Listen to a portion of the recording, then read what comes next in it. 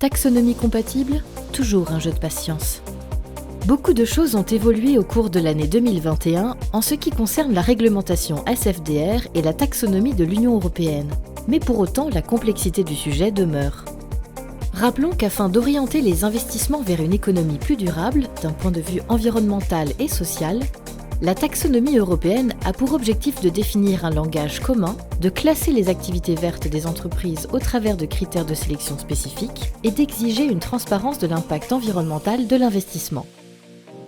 Pour être qualifié d'activité durable, plusieurs conditions ont été définies, dont apporter une contribution substantielle à au moins l'un des 6 objectifs environnementaux, l'atténuation du changement climatique, l'adaptation au changement climatique, l'utilisation durable de l'eau et la protection des ressources marines, la transition vers une économie circulaire, la prévention et la réduction de la pollution, la protection et la restauration de la biodiversité et des écosystèmes.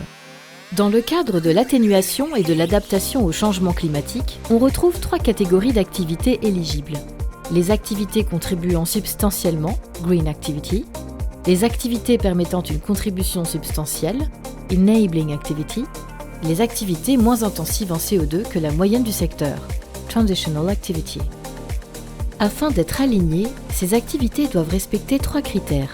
Un critère de sélection, seuil d'émission de GES par exemple, le critère Do Not Significant Harm, ne pas affecter négativement les autres objectifs environnementaux et présenter des garanties sociales et de droits humains minimales.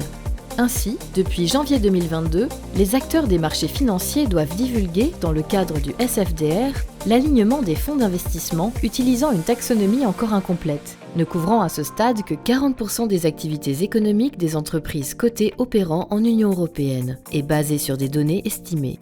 En effet, les entreprises non financières doivent publier leur alignement seulement à partir de janvier 2023. Par exemple, dans le domaine de la biodiversité, la taxonomie va permettre de nommer et classifier les organismes vivants pour permettre que toutes ces connaissances soient accessibles, compatibles et réutilisables.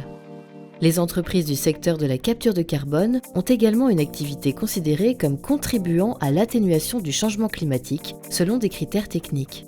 L'harmonisation européenne n'en est qu'à ses débuts, et cette classification permettra de normer les données communiquées.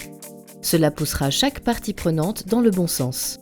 N'oubliez pas que la taxonomie est une matière en constante évolution.